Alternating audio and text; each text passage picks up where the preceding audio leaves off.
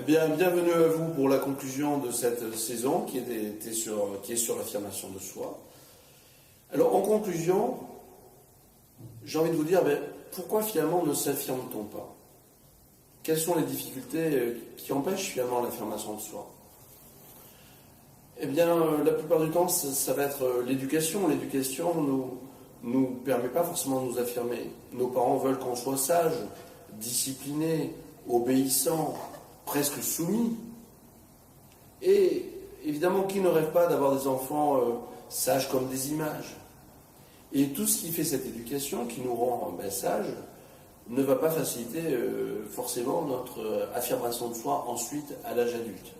Alors cet apprentissage de la sagesse, de l'obéissance, qui est certainement indispensable quand on est enfant et des adultes, eh bien peut s'avérer complètement inapproprié ensuite quand on est un adulte parmi les adultes, et où là, au contraire, on doit être capable de s'affirmer. Donc voilà, l'éducation ne va pas forcément favoriser l'affirmation de soi. L'éducation va nous conduire à être prudents. Nos parents rêvent quoi pour nous? Ils rêvent que nous soyons en sécurité, que nous ayons un salaire, des revenus stables. En même temps, ces salaires et ces revenus stables, on ne peut les obtenir qu'en étant employé, salarié précisément. Et du coup, peut-être moins prospère que si on était plus libre, peut-être à son compte. Le problème, c'est qu'effectivement, on va chercher à la sécurité, mais la sécurité va être antinomique de la prospérité ou peut-être de la fortune, puisque en étant salarié, en étant employé de quelqu'un, on va permettre à quelqu'un de s'enrichir sur notre dos, mais nous, on n'en aura peut-être pas tous les bénéfices, tous les profits. Et c'est vrai qu'il est difficile de devenir millionnaire quand on est simplement salarié, par exemple, et de s'affirmer comme on le voudrait, puisqu'on doit, là aussi, obéissance à un employeur via le lien de subordination juridique. Donc, tout dans l'éducation, et pour notre bien d'ailleurs, en grande partie, si la bienveillance de nos parents à notre égard va nous conduire à ne pas nous affirmer. Et somme toute, on nous apprend la sécurité, la recherche de la sécurité, mais la recherche de la sécurité, c'est finalement quoi? C'est la peur. C'est la peur de l'incertitude, la peur de l'inconnu, la peur du risque.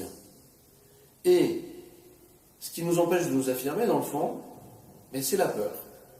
La peur qu'on nous a inculquée de toute bonne foi, en voulant faire notre bien, nos parents qui veulent notre bien. Je crois que c'était Gad Elmaleh qui disait un jour, ma grand-mère me demande toujours quand est-ce que j'aurai enfin un travail. Elle dit, mais je travaille, et je gagne bien ma vie. Oui, mais un travail sérieux, un travail où tu es sûr de tes revenus, autrement dit un travail salarié. Et donc pour beaucoup, un travail sérieux, c'est un travail où on est salarié, on a des revenus stables, on ne prend pas de risques. Et vous voyez, c'est la peur.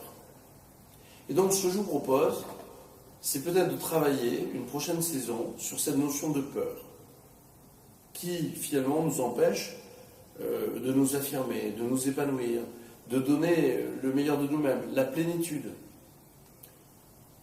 L'éducation va développer nos compétences, mais souvent au détriment de nos talents.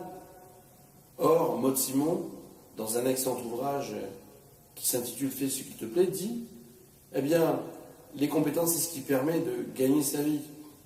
Les talents, c'est ce qui permet de gagner sa vie et d'être heureux. » Donc l'affirmation de soi, c'est peut-être aussi s'affranchir de ses peurs, retrouver ses talents. Et faites de votre passion un métier, vous ne travaillerez plus jamais, dans le fond. Est-ce que ça ne doit pas être le but? Donc une prochaine saison, je vous inviterai à réfléchir à ces notions de peur. Et aussi de peur, et le corollaire de la peur, l'opposé en quelque sorte, c'est le désir.